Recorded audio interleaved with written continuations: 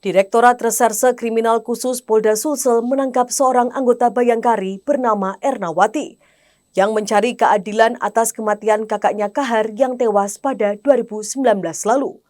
Adapun Ernawati ditangkap saat berada di Jakarta pada Minggu 5 Maret 2023. Direktur Kriminal Khusus Polda Sulsel Kombes Polisi Helmi Kuarta pada Senin 6 Maret mengatakan, Ernawati dilaporkan oleh 3 anggota Polri yang merasa keberatan karena fotonya ditampilkan di media sosial dengan narasi dituding sebagai dalang dari kematian kakaknya Kahar. Helmi menjelaskan tersangka sudah sering kali memposting di media sosial dengan menampilkan foto ketiga anggota tersebut. Tersangka membuat caption seakan merekalah pembunuhnya dan juga menampilkan tagar percuma lapor polisi. Ia mengatakan tersangka kerap membuat video kemudian diupload ke media sosial seperti TikTok.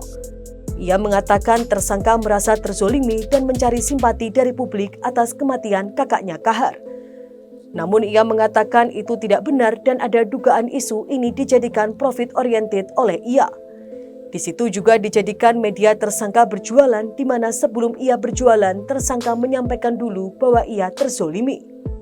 Helmi menerangkan jika tersangka pernah melaporkan kasus kematian kakaknya pada tahun 2019 lalu.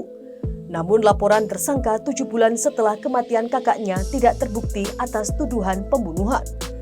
Diketahui Kahar sebagai residivis pencurian dan ia kemudian ditangkap pada 29 Juli 2019 silam. Adapun dalam pengembangan kasus Kahar mencoba melarikan diri sehingga ditembak 3 kali akan tetapi nyawanya tidak tertolong. Adapun laporannya ditindaklanjuti ke penyelidikan dan penyidikan dari Reskrim Polda. Adapun setelah memeriksa beberapa saksi kemudian gelar perkara tidak cukup bukti dan dihentikan pada Oktober 2020. Sebab itu bukan tindakan pembunuhan. Helmi mengatakan tersangka kemudian tak puas dengan hasil penyelidikan Polda Sulsel sehingga ia melapor di Mabes Polri dan lembaga eksternal seperti LPSK, Ombudsman, dan Kompolnas. Sementara itu diketahui Bayangkari ini tetap ngotot menganggap kematian kakaknya tidaklah wajar.